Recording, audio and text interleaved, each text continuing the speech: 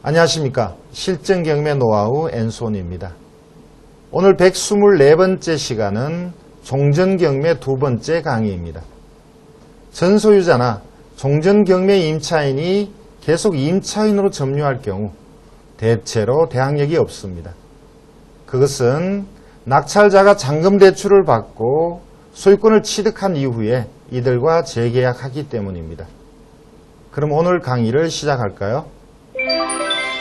오늘은 전소유자가 일반 매매로 소유권을 넘겨준 후 계속 점유하고 있다가 경매를 당했을 때 이 전소유자가 대항력이 있는지 여부, 그리고 종전 경매에서 소유자, 이 소유자는 앞에는 매매였고요. 이 뒤에 소유자는 매매가 아니고 경매를 한번 당했는데 낙찰자와 다시 계약을 해서 계속 점유하고 있다가 두 번째 경매를 당했을 때 이때 대항력이 있느냐 없느냐, 이러한 사례에 대해서 같이 공부하겠습니다.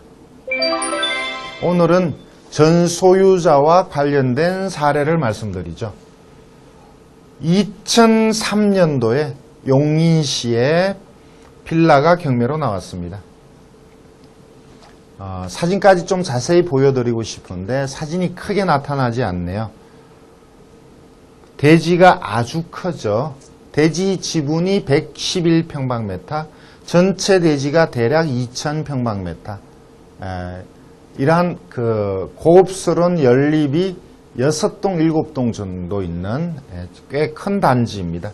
건물도 85평방미터 정도 되네요. 방이 3개인, 위치가 용인 양지여서 그렇지 건물이나 전반적인 그 단지는 꽤 고급스럽게 지은 그런 것입니다.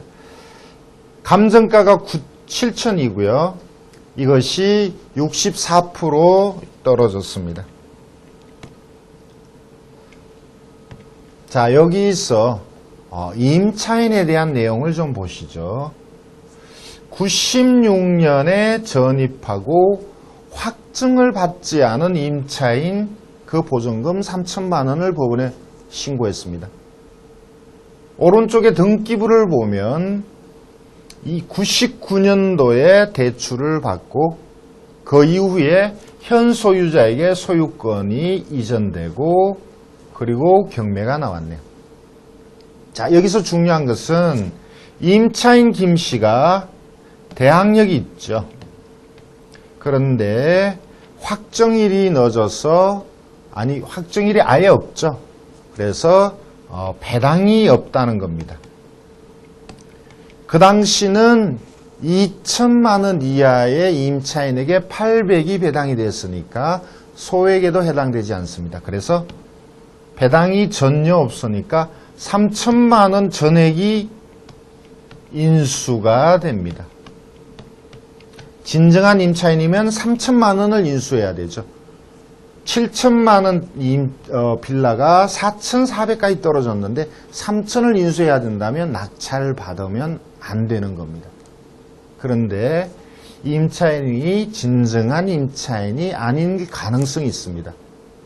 왜 그러냐? 임차인이 확정을 받지 않았습니다. 그리고 이러한 임차인이 있는데도 불구하고 외환은행에서 정상적인 대출을 해준 걸로 보입니다.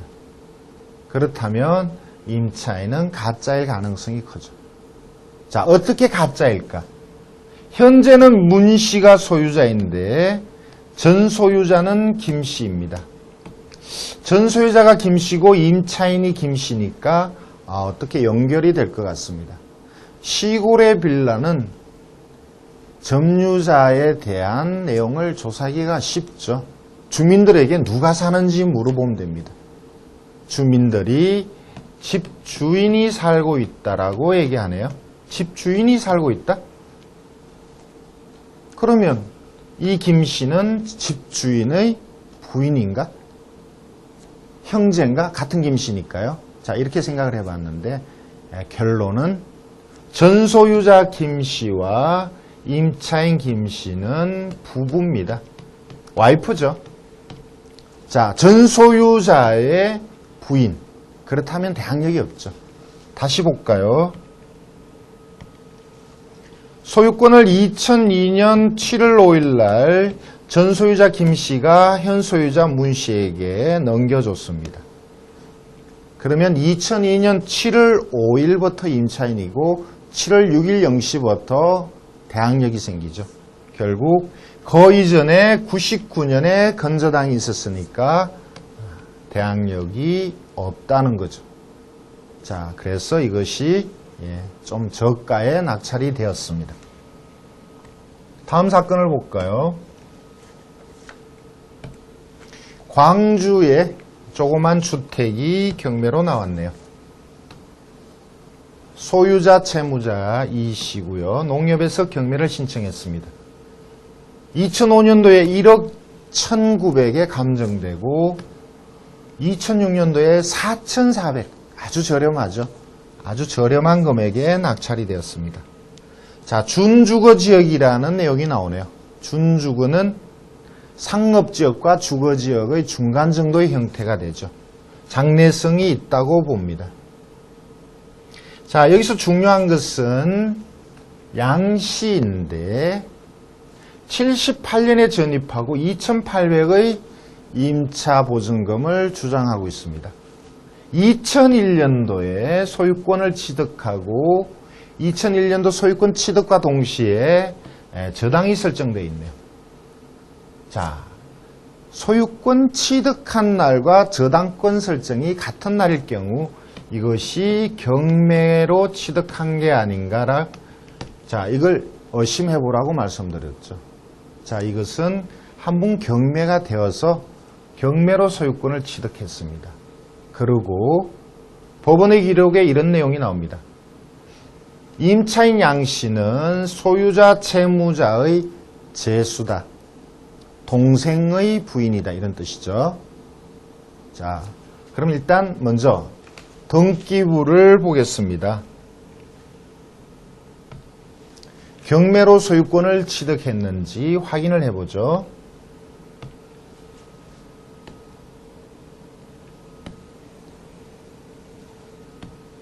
(99년도에) 경매를 한 번 했고, 자, 그것을 낙찰받고 현재 소유자가 소유권을 취득했네요.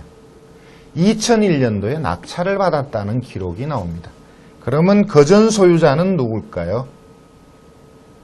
볼까요?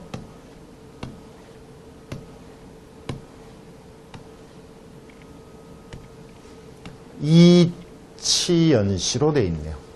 자, 이치연 씨가 전소유자 58년생. 전소유자가 58년생. 이것을 낙찰받은 또 이시죠. 53년생. 그 이전에는 58년생.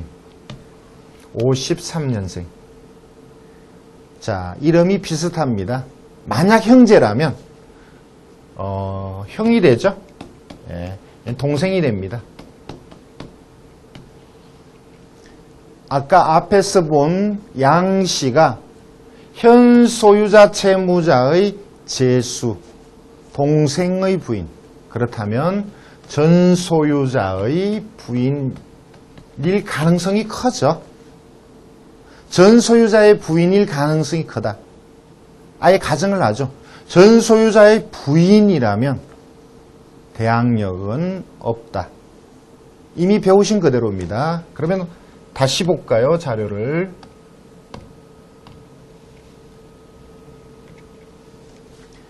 (2001년 2월) 달에 이 씨가 소유권을 취득했는데 경매로 취득했고 잔금을 농협에서 대출받아서 넣었습니다. 그래서 소유권 취득과 건저당이 같은 날짜인데 그 이전 78년부터 살던 이 양 씨는 낙찰받은 이 씨의 제수라는 내용이 나오는데 결국 동생의 부인인데 전소유자가 동생일 가능성이 크니까 결국 동생이라는 거죠. 동생의 부인. 동생이 살고 있다. 동생이 전소유자다. 전소유자는 건저당이 소유권이 이전된 날로부터 임차인이 되고 대항력은 그 이 길이니까 결국 대항력이 없습니다. 형제가 아니어도 대항력이 없죠. 형제라면 형제이기 때문에 정상적인 임차인이 아닐 가능성이 크죠. 자, 이것은 제가 볼 때는 거의 확실하게 동생의 부인이고 대항력이 없습니다. 다음 사건을 볼까요?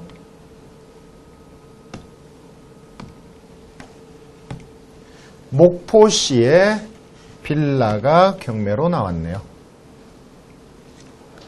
5천에 감정되고 2007년 3월에 2,600만 원에 낙찰이 되었습니다.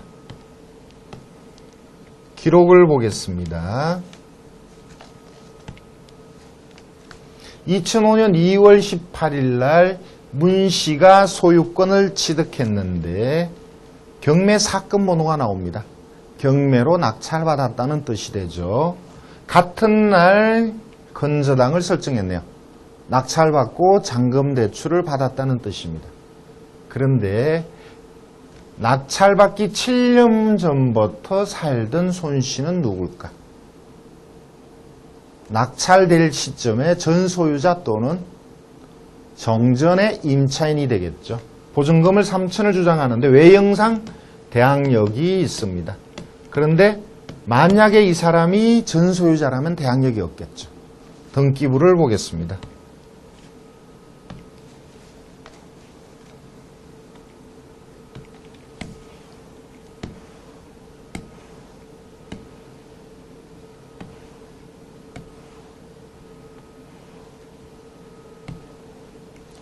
자, 여기에 방금 보셨던 이름이 나옵니다.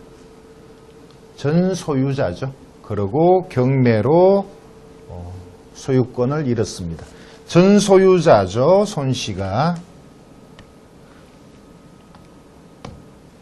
자, 그러니까 결국 이 손씨는 대항력이 없습니다.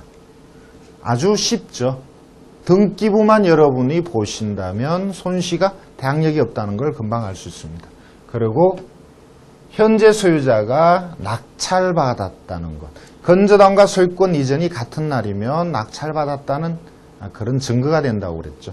자, 이렇게 간단한 내용만 몇 가지 확인하시면 손씨가 실제 여러분이 현장을 가보지 않더라도 일단 대항력이 없다. 그렇다면 집의 가치, 저렴하게 살 수 있느냐 이것만 판단하시면 되겠습니다.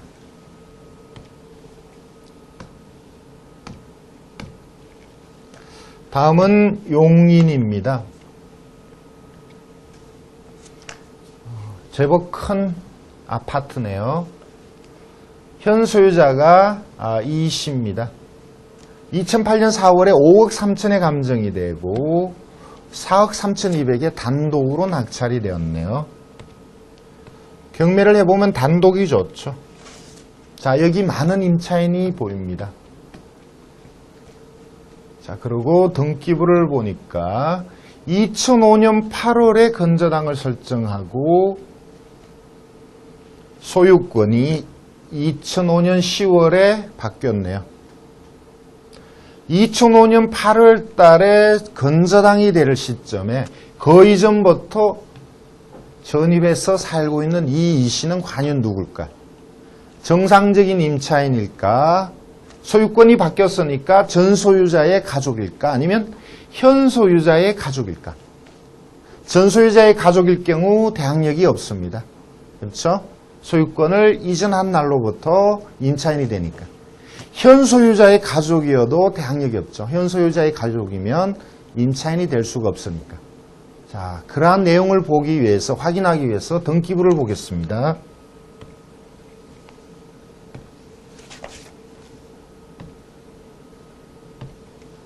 자, 등기부를 보죠.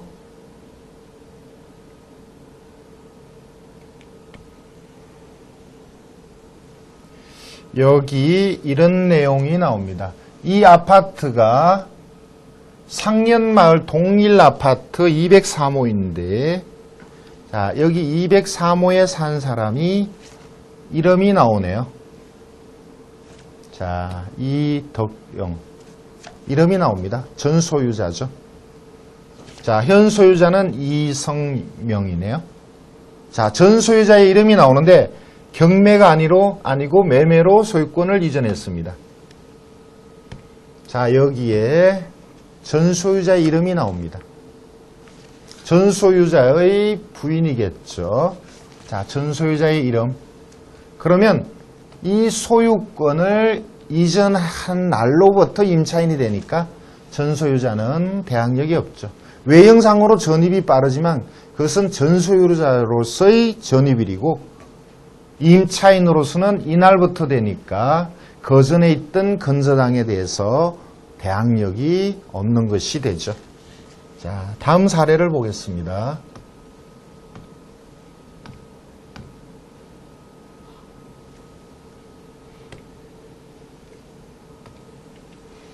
자, 경기도 안양시에 아파트가 경매로 나왔네요.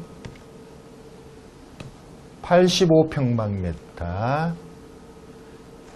자, 소유자, 채무자의 이름이 나옵니다. 2008년에 3억에 감정됐는데 한 번 유찰되어서 2억 4천까지 떨어지고 2억 7,300에 단독으로 낙찰받았네요. 최저가에 아주 높은 금액에 낙찰됐습니다. 단독인데도 높게 됐네요. 자, 아래쪽에 기록을 보겠습니다. 낙찰자와 이름이 같습니다. 2002년에 전입하고 그 보증금을 7천이라고 주장하네요. 자, 아래쪽에 보니까 2005년 6월 21일 날 현 소유자가 소유권을 경매로 취득했습니다. 그리고 같은 날 상호저축은행에 대출을 받았습니다. 그렇다면 현 소유자 한 씨가 낙찰받기 이전부터 있던 이 윤 씨는 누군가? 역시 등기부를 보면 쉽게 밝혀질 겁니다. 등기부를 보시죠.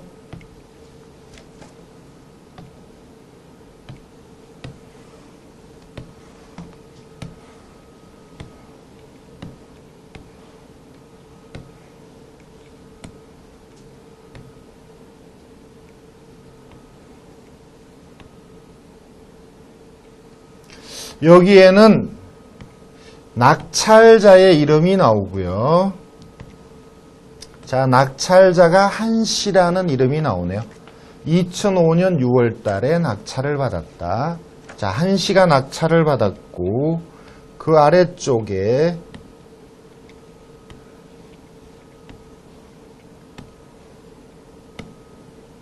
역시 한 씨가 낙찰을 받았다는 내용이 나오고요.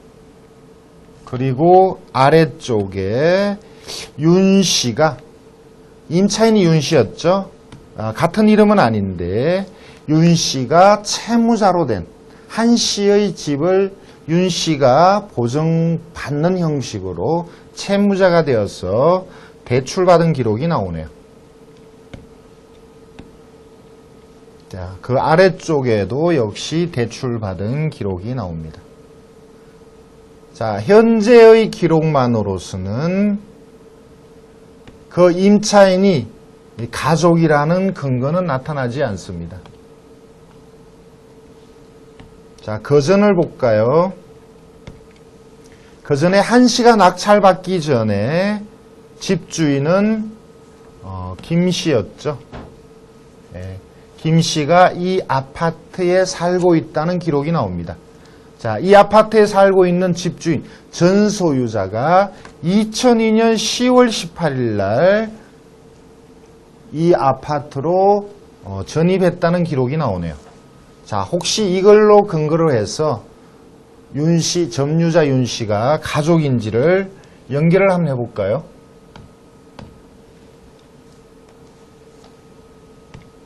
자, 앞에 전 소유자가 신 씨였나요? 전입일이 일치하지는 않은데 비슷한 날짜네요. 자, 이 윤 씨와 또 다른 채무자가 있었죠. 자, 채무자도 역시 윤씨. 한번 경매된 거를 한씨가 받고 윤씨가 채무자가 되었다. 두 사람은 특별한 관계죠. 자, 제가 볼 때는 이렇습니다. 제 추정이 정확지 않을 수도 있는데, 자, 저는 이렇게 봅니다. 이 윤씨, 그리고 전소유자, 자, 경매를 당한 전소유자가 부부라고 봅니다. 이것이 경매가 나오니까 잘 아는 한씨를 내세워서 낙찰을 받습니다. 이 한씨는 이 윤씨와 가족이 되는 다른 사람과 역시 부부로 보여집니다. 그리고 또 경매가 나왔는데 이 윤씨가 낙찰을 받습니다. 자, 결국 가족들의 윤씨의 집을 윤씨 가족이 낙찰받고 사업이 잘못돼서 또 경매 나오니까 또 다른 윤씨가 낙찰받는, 자, 이런 내용으로 보여집니다. 경매 물건이 모두 이렇지는 않지만 경매로 나오는 물건들은 대체적으로 내막이 많습니다. 사연이 복잡하죠. 그리고 자기가 가지고 있는 집을 쉽게 포기하지 않습니다. 그렇다고 모든 빚을 갚기는 힘들죠. 빚을 갚는 것보다는 채무자가 다른 사람을 내세워서 많이 낙찰을 받죠. 자, 그러고 또 경매가 나오기도 하고요. 여러분들은 복잡한 사건에서 수익이 나온다는 그 철칙을 믿으셔야 합니다. 이렇게 복잡할 때 여러분들은 파고들으셔야 돼요. 지금 제가 연결고리를 대략 말씀드렸지만 실제 가족이라는 증거는 어디에도 나타나지 않습니다. 제가 추정할 뿐이죠. 그런데 현장을 가보시고, 자, 여기 돈을 빌려준 상호저축은행을 가보시고, 이렇게 하다 보면 여러분의 추정이 거의 그대로 맞아 들어갑니다. 임차인이 진정한 임차인이 아닐 경우가 많다는 거죠. 여러분은 추정하시고 그 다음에 현장에서 확인하시면 돈을 버실 수가 있습니다. 자료를 보실까요? 오산시의 아파트가 경매로 나왔네요. 50평방미터고요. 2008년 1월에 1억에 감정이 되고 8,900만 원 정도의 낙찰이 되었습니다. 자, 여기서 임차인을 보시죠. 김씨가 2000년 6월에 전입하고 확정을 아주 늦게 받았습니다. 2007년 3월 보증금 6,800으로 되어 있고요. 등기부를 보니까 맨 위에 이 김씨가 소유자라는 기록이 나오네요. 자, 그러면 2000년도에 국민은행 대출을 받고 2007년도에 소유권을 넘겨줬네요. 자, 이 김씨는 2000년 6월에 전입했지만 그때는 전소유자로서의 전입이고 소유권을 넘겨준 2007년 3월부터 임차인이 되죠. 소유권을 넘겨준 날로부터 임차인이 될 수 있고 그 이 길부터 대항력을 가질 수 있습니다. 여기서 김씨는 대항력이 없다는 걸 쉽게 알 수 있죠. 경매를 한미캐피탈에서 했는데, 자, 이것이 낙찰이 되어서 배당을 한다면 어떻게 배당될지를 같이 계산을 해보겠습니다. 2000년 8월에 국민은행 건저당, 2001년 4월에 역시 국민은행 건저당. 같은 금액이 두 개네요. 1820만 원을 두 번 대출해 줬느냐? 제가 볼 때는 그렇지 않다고 봅니다. 한 번 대출해 줬다고 봅니다. 자, 어쨌든 이것이 1번. 그 다음에 소유권을 이전해 준 다음에 대우에서 5천만 원을 설정했네요. 자, 정확하게 보기 위해서 다시 하겠습니다. 국민은행 1800이 1번이고요. 자, 두 번째 건저당이 2007년 6월 14일인데 임차인이 그것보다 빠르죠. 2007년 3월입니다. 그렇다면 임차인이 전입하고 확정받은 날짜, 두 번째 배당, 세 번째가 대우가 되겠죠. 근데 경매를 신청한 여기 한미캐피탈은 가압류에서 순위가 많이 넣습니다. 이것이 낙찰돼서 1번, 2번, 3번에게 배당되면 가압류에게는 배당될 금액이 남지 않습니다. 그래서 이 경우는 무익녀가 되죠. 경매가 더 이상 진행할 수 없는데, 그런데 임차인인 김 씨가 보증금을 돌려달라고 또 경매를 신청했네요. 이중경매죠. 자, 앞에 한 사람이 먼저 경매 신청한 사람은 무익녀가 되더라도 뒤에 있는 김 씨는 배당을 받죠. 1번, 2번 배당을 받습니다.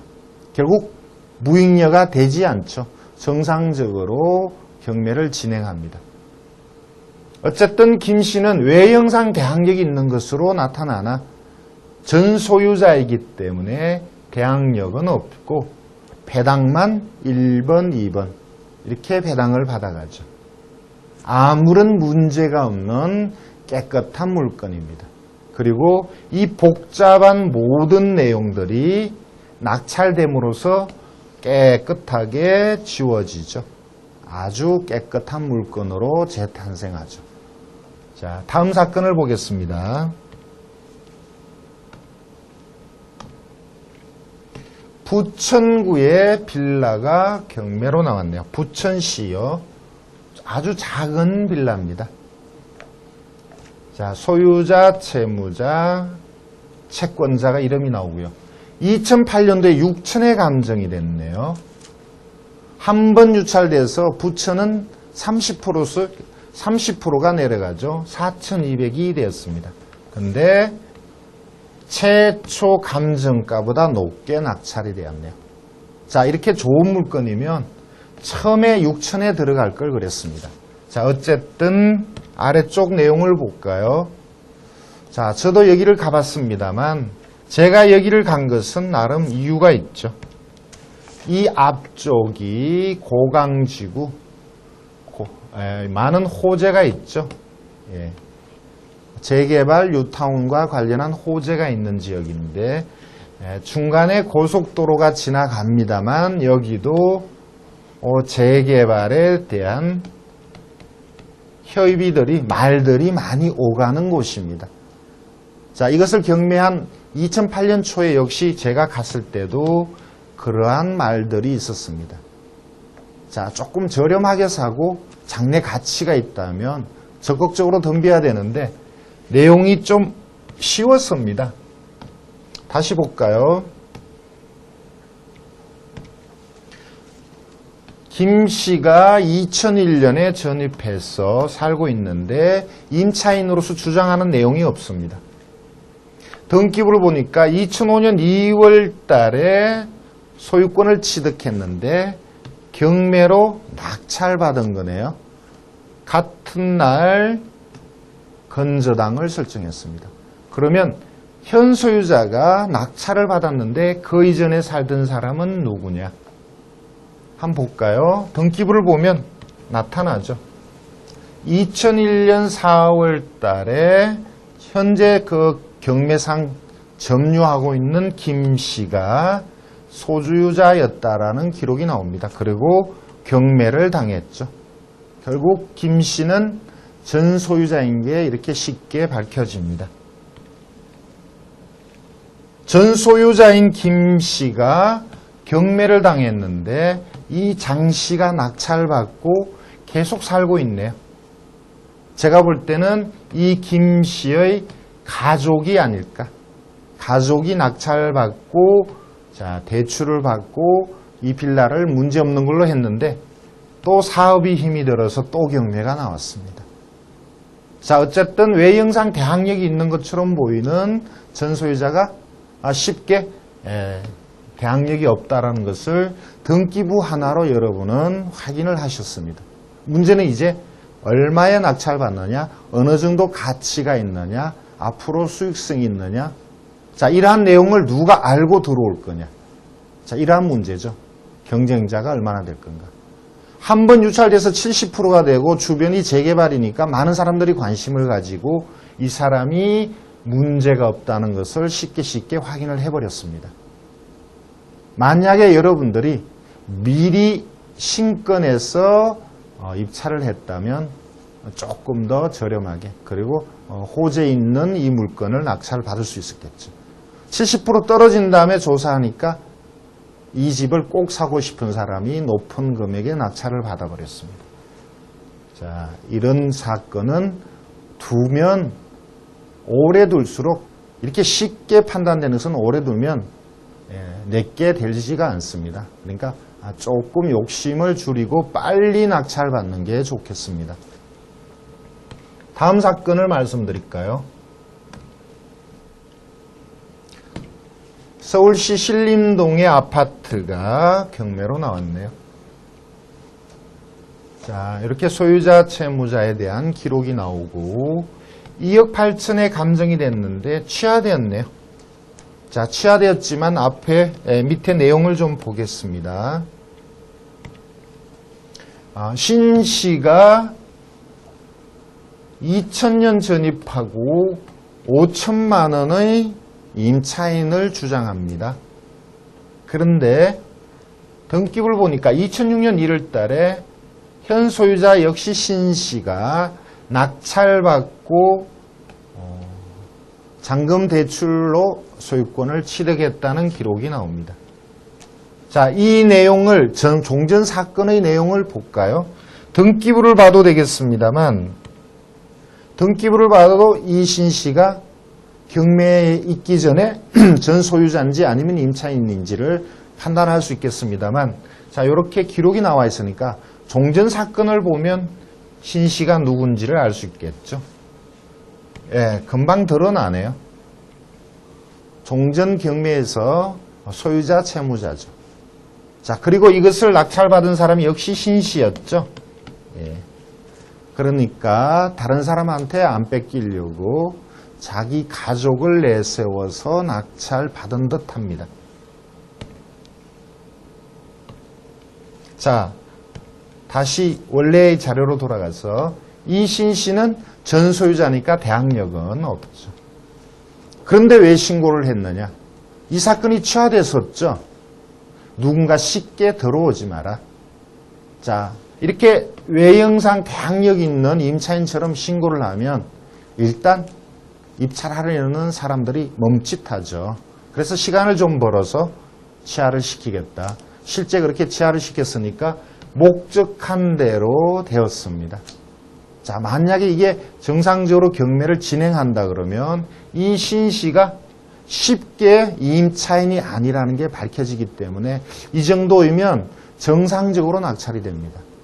만약에 이분이 신 씨가 아니고 다른 성이었다면 또는 낙찰자가 신 씨가 아니고 다른 성이었다면 이 연결이 금방 안 될 테니까 조금 더 저렴하게 낙찰이 될 수 있겠죠.